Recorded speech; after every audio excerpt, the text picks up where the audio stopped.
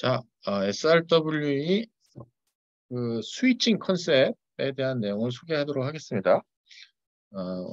오늘 모듈 2까지는 저희가 하기로 되어 있기 때문에 모듈 2까지는 하도록 하겠습니다. 모듈 2는 뭐 그렇게 뭐 어려운 내용이 없습니다. 여러분들이 다 아는 그런 간단한 내용들이라 뭐그 영상 안 보고 그냥 그 내용을 바로 봐줘도 될 것 같아요. 자, 프레임 포워딩하고 스위칭 도메인에 대한 내용, 두 가지에 대한 내용입니다. 프레임 포워딩. 이게 보게 되면 이 용어에 대한 걸 보게 되면 인그레스, 이그레스, 인터페이스에 들어오는 데를 인그레스, 나가는 거는 이그레스라는 용어를 쓰고 있습니다. 스위치가 기본적으로 동작할 때 얘가 들어오는 포트, 맥어드레스하고 맥어드레스를 받고 맥어드레스 보고 내보내고 이렇게 하죠. 그래서 얘가 기본적으로 인그레스 들어오는 거에 대한 걸 보고 나서 데스티네이션 맥 어드레스를 보고 나서 이거를 어디로 보내야겠다라고 하는 거고요. 맥 어드레스 테이블을 사용을 합니다. 이 맥 어드레스에 대한 테이블을 어떻게 만드느냐에 대한 것을 우리가 알고 싶은 거예요. 그래서 맥 어드레스 테이블이 만들어지면 포워딩 디시전에 이걸 사용하게 됩니다. 그 다음에 스위치는 기본적으로 자기가 받은 트래픽을 자기 포트로 보내진 않습니다. 예를 들면은 이 1, 2, 3, 4, 5, 6번에 지금 포트가 있는데 이 포트에 지금 포트 1, 2, 3, 4, 5, 6에 여기에 주소가 지금 이렇게 설정이 된 거 EE, AA, BA, EA, AC, AB. 네. 그러면 이 포트에 있는 단말이 주소가 EE예요. 지금 요 놈이에요. 요거예요.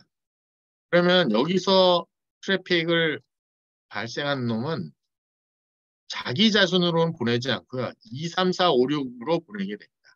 만약에 2, 3, 4, 5, 6에 이렇게 맥 어드레스 테이블이 만들어져 있으면 해당하는 포트에 요 어드레스만 보내요. 만약에 여기서 보내는 프레임의 데스티네이션 어드레스가 AB다라고 하면 6번으로만 보내고 2, 3, 4, 5에는 보내지 않습니다.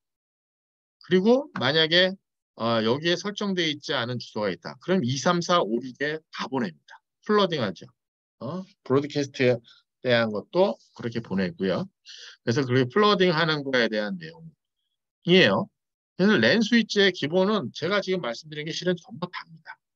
근데 그거에 하는 과정을 어떻게 동작하느냐에 대한 걸 우리가 알아보려고 하는 거죠. 맥 어드레스 테이블을 그럼 만들어야 되는데 맥 어드레스 테이블을 어떻게 만들지? 이게 맥 어드레스에 기본적으로 이 이그레스 인터페이스를 결정하는 데스티네이션 어드레스 매칭, 이걸 매칭을 해야 되는 걸 사용할 거야. 근데 이걸 알기 전까지 어떻게 돼? 어느 인터페이스에 어느 데스티네이션이 위치하는지를 알아야 될 거야. 러닝을 해요. 셀프 러닝을 합니다. 셀프 러닝. 그래서 이 맥 어드레스 테이블을 만들어야 되는데 이거를 가끔 보면 컨텐트 어드레서블 메모리 캠 테이블이라고도 해요. 그래서 이거에 대한 걸 어떻게 찾느냐? 포트에 아까 얘기한 대로 포트에 들어오는 프레임의 소스 어드레스를 보고 판단을 합니다. 제가 앞에 내용에 뭐였냐면 여기서 데이터가 이쪽에서 들어오는 소스 어드레스가 더블 2네. 그러면 여기 더블 2가 있구나라고 판단을 하게 됩니다. 바로 소스 맥 어드레스를 보고 나서 들어오는 소스 어드레스를 보고 나서 저 맥 테이블을 만듭니다. 그래서 런하는 과정을 해요. 런하는데 테이블에 없을 때 소스 맥 어드레스를 해당 인그레스에서 설정을 하고요. 그 다음에 이 테이블에 대한 것을 5분마다 이제 타임 리셋을 하고요. 그 다음에 여기 보시게 되면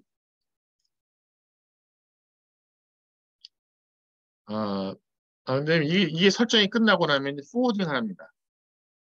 데스티네이션 맥 어드레스를 보고 나서 데스티네이션 맥 어드레스에 매칭되는 맥 어드레스 테이블을 탔습니다.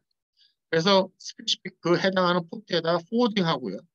만약에 그것이 없으면 플로드 합니다. 그 데이터를 받은 그 포트를 제외한 나머지 포트에다 풀어줍니다. 이게 전부 다입니다. 스위치의 기본적인 동작에 이 기본적인 동작이 전부 다입니다. 포워딩 하는 방법에 있어갖고 이게 보면 스위치가 에이직으로 만들어서 베리 퀵하게 포워딩을 합니다. 그 다음에 그 러닝도 일찍 합니다. 근데 이걸 하는 방법에 포워딩 디시전 하는 방법이 두 가지가 있어요. 스토어를 다 하고 나서 포워딩 하는 방법이 있어요. 모든 프레임을 다 받아갖고 체크를 합니다. 아, 문제가 없구나. 괜찮네. 하고 나서 보내는 방법이에요. 이게 시스코에서 기본적인 스위칭 메소드이고요. 컷스루는요, 받기도 전에, 끝부분을 받기도 전에 전부 다 포워딩 해버리는 것이 컷스루 방법입니다. 그래서 컷스루를 해버리면 이제 빠르겠죠. 그 대신 중간에 얘가 에러가 났다는 사실을 스위치에서 모르고 엔드 단에서 알겠죠. 엔드 단에서. 끝단에서 수신해서 CRC 체크하고 나서 알겠죠. 포앤 포워드는 얘가 기본적으로 자기가 받아서 전부 다 에러 체킹을 하고 그렇게 하기 위해서 버퍼링을 하겠죠. 보내기 전에 이걸 얼마만큼 체크하기 위해서 버퍼링을 할게요. 그런 동작을 합니다. 이게 이제 프레임인 거죠. 앞에 14바이트, 14바이트. 이 프레임블은 기본적으로 이제 데이터 보내고 받고에 대한 색이고 프레임 데이터 헤더는 데스티네이션 맥 어드레스, 소스 어드레스 타입이고요. 그 다음에 뒤에 이제 4바이트 프레임 텍섬을 합니다. 스테어 포워드는 전부 다 받은 다음에 이 프레임 텍섬을 보는 거죠. 그 다음에 에러가 없구나라고 하면 이제 포워딩을 하는 방법이 되겠습니다. 커스루는 데스티네이션 맥 어드레스만 보고 나서 아 얘가 어디로 가지는 판단이 드는 거 아니에요. 그럼 이거 요 데스티네이션 맥 어드레스 보자마자 바로 포워딩합니다. 그래서 얘는 커스루 방법은 데스티네이션 맥 어드레스를 받자마자 하고 있고요. 프래그멘트 프리 메소드 이 프래그멘테이션 하는 거에 대한 얘기해야 되는데 그거는 너무 뭐 어쨌든 이거예요.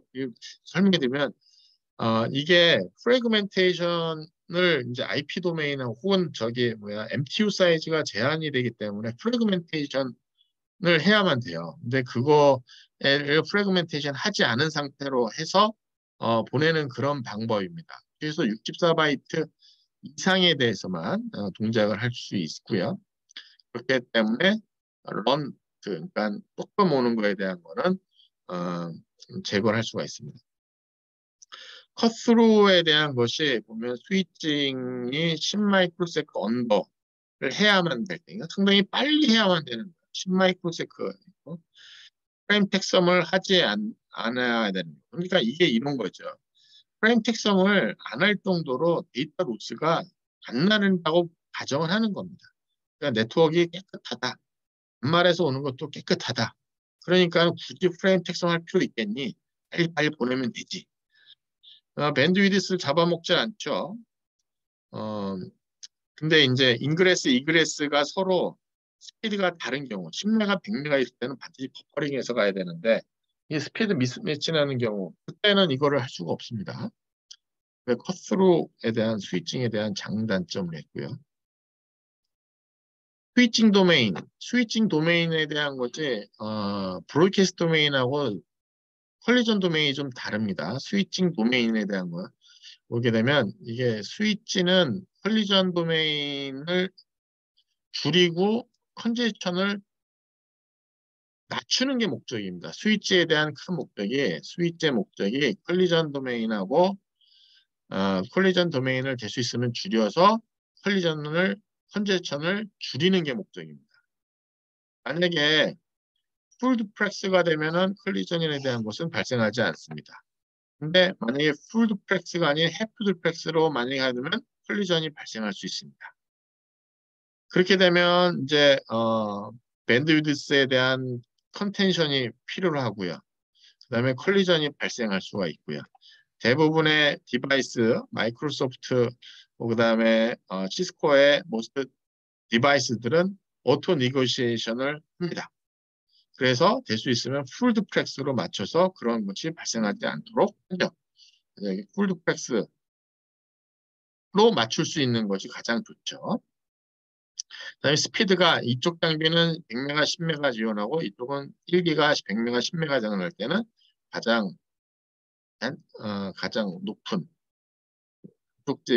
양쪽 장비에서 가장 높은 걸로 매칭을 해서 컨피규레이션 합니다. 브로드캐스트 도메인이라는 건 뭐죠? 브로드캐스트 도메인은 내가 어떤 형태로든지 모든 단말한테 다 보내야 됩니다. 지금 요 네트워크하고 요 아래에 있는 네트워크를 보게 되면은 이게 훨씬 더 퍼져 있죠. 만약에 여기에 브로드캐스트를 보내면 요 스위치 내에서만 들리지만 여기는 전체 스위치로 하니까 브로드캐스트 도메인이 훨씬 더 커질 거예요. 레이어 1, 레이어 2에 대한 브로드캐스트 도메인을 확장할 수가 있습니다. 레이어 3의 라우터 장비만이 브로드캐스트 도메인을 쪼개는 거죠. 그러니까 IP 주소로 딱 나누기 때문에 밑단은 브로드캐스트 주소를 주게 되면 다 브로드캐스트가 돼요. 그래서 라우터 3 밑단에는 전부 다 브로드캐스트 도메인이 돼요. 랜 브로드캐스트 트래픽을 받을 수 있는 모든 디바이스이고요. 레이어 2 스위치는 브로드캐스트를 받아갖고 자기 자신을 제외한 나머지 포트 인터페이스에 플러딩을 합니다. 너무 많은 브로드캐스트 패킷을 발생하면은 컨제스천이 발생할 가능성이 높고 네트워크 퍼포먼스가 떨어질 겁니다. 그래서 가능한 레이어 1, 2 디바이스의 브로드캐스트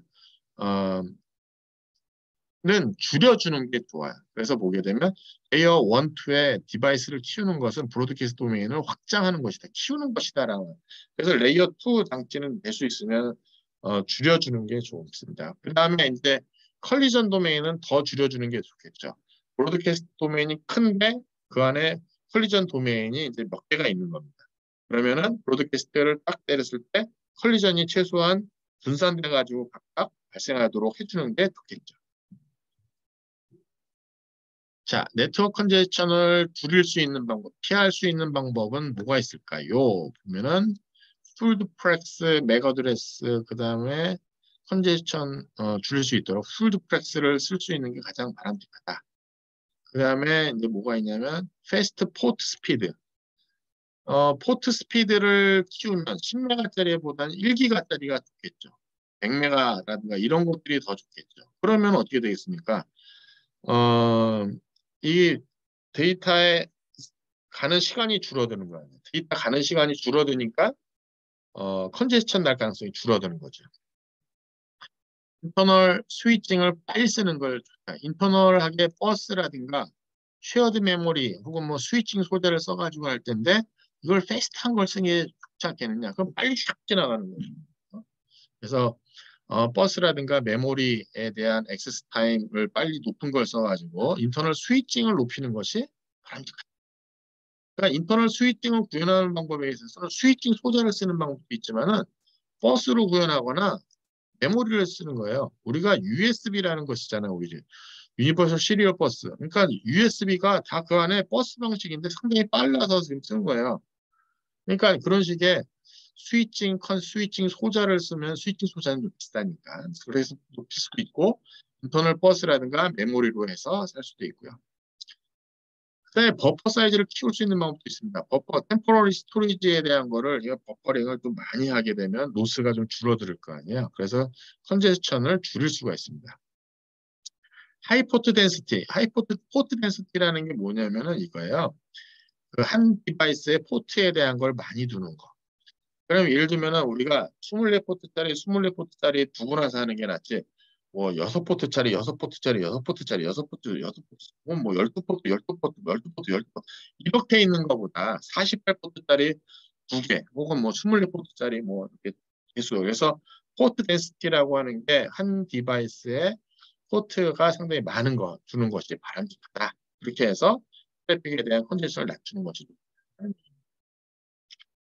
시장은 상당히 내용이 뭐 그리 많지는 않습니다. 시장은 여러분들이 그 익숙했었던 스위치에서 ITN에서 익숙했었던 내용이라 뭐 간단하게 끝날 수 있는 그런 내용이라고 보시면 돼요. 자, 제가 1장하고 2장 오늘 다 말씀드렸는데 사실 1, 2장에 대한 내용은 크게 뭐 바로 여러분들이 공부하셔도 될 그런 내용입니다. 제가 노파심에 조금 디테일하게 설명을 했었던 거였고 웜업 한다는 차원에서 조금 뭐 디테일하게 좀 장황하게 설명이 됐고 일부 영상은 앞부분에 제가 패킷 트레이서 좀 보여드리려고 했는데 패킷 트레이서 앞부분이 좀 녹화가 안 돼가지고 좀 미안을 한데 그건 뭐 제가 별도의 영상을 따로 꾸며서 안내해 드리도록 하겠습니다. 자, 오늘은 뭐 첫 시간이고 하니까 간단하게 여기까지 하도록 하겠고요. 내일 저희가 이제 모듈 3과 4 이어서 하도록 하겠습니다. 거기에 나와 있는 여러 모듈 퀴즈에 대한 거 다 열심히 보시고요. 다 내일 보도록 하겠습니다. 오늘 여기까지 하겠습니다.